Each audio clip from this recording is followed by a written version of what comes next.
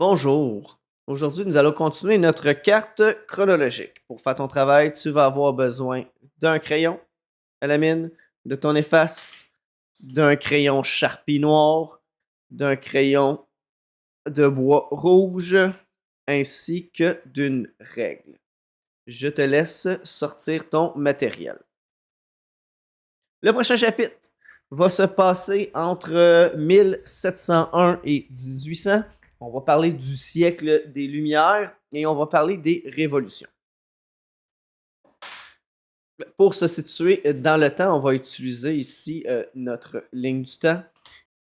On va tirer une ligne comme ça, juste un peu après, parce que c'est en 1800, et ici, comme ceci.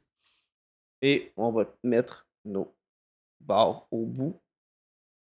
Ce qu'on va faire, c'est qu'on va écrire nos dates ici. 1701 à 1800.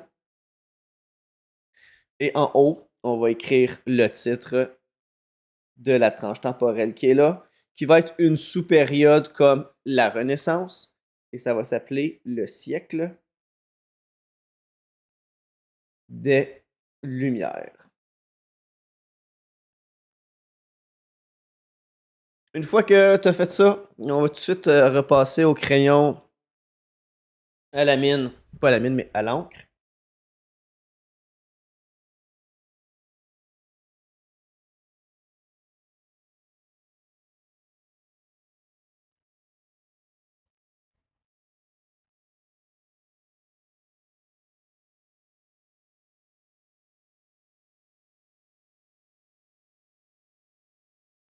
Et voilà. Prochaine chose qu'on va faire, c'est qu'on va utiliser notre troisième carré. Ici, on a vu la Renaissance. Ici, on a vu l'expansion européenne. Et là, on va parler de la Révolution américaine. Ça va être notre titre ici, Révolution américaine.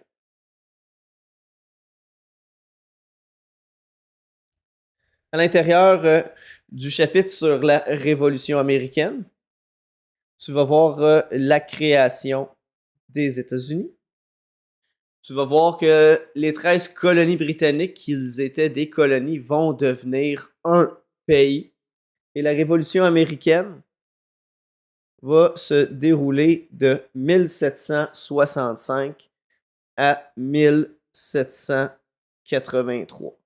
Alors là, ici, on va vraiment être sur une période très courte de l'histoire qui va avoir une très grande portée historique.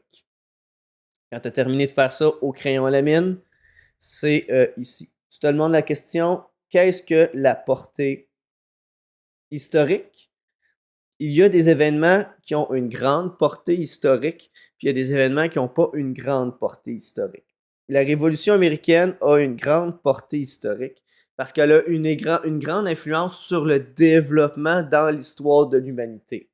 Par contre, ma naissance, à moi, n'aura pas de grande portée historique.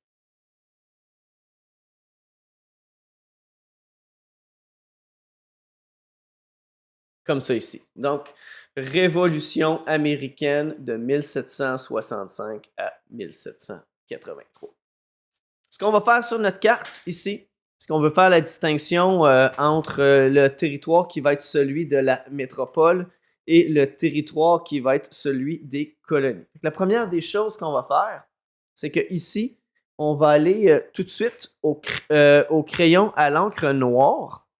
Ici, on va aller faire le contour de la Grande-Bretagne. C'est ici, puis tantôt, on va la colorier en rouge. Comme ça ici. Et en haut, ben juste à côté ici, on va faire une flèche. Et on va écrire Grande-Bretagne. Et juste en dessous de la Grande-Bretagne, je vais repasser tout de suite au crayon à l'encre noire pour que tu puisses bien voir.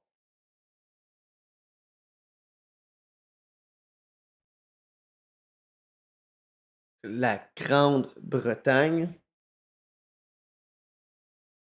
On va faire un petit pictogramme ici de couronne pour faire un lien avec le roi d'Angleterre.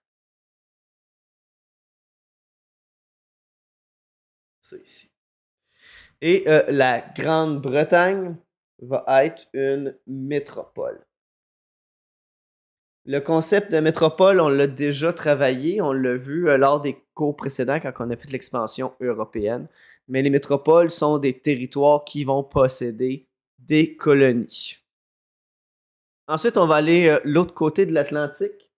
Vous allez voir, ça va être quand même assez rapide. On va tracer la frontière des 13 colonies. Puis, je te rappelle en termes de repères géographiques, ici, tu as le fleuve Saint-Laurent, tu as Terre-Neuve, tu as la Floride, tu as la côte Est, tu as le Québec. Ici, tu as les Grands Lacs. On va tracer les frontières des 13 colonies.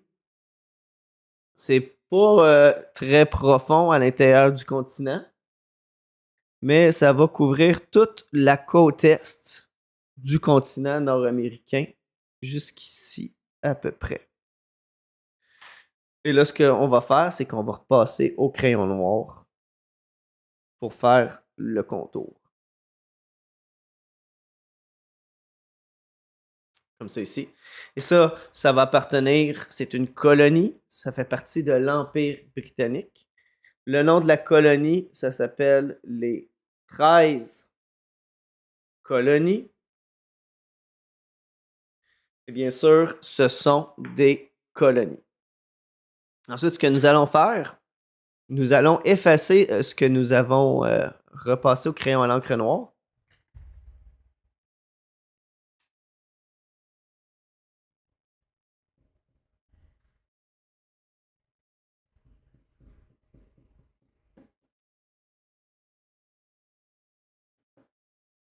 Et nous allons colorier la Grande-Bretagne en rouge.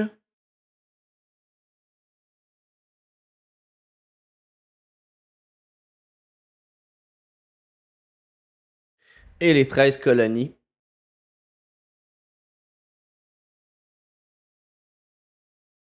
en rouge. Alors, c'était l'introduction pour la Révolution américaine pendant le siècle des Lumières.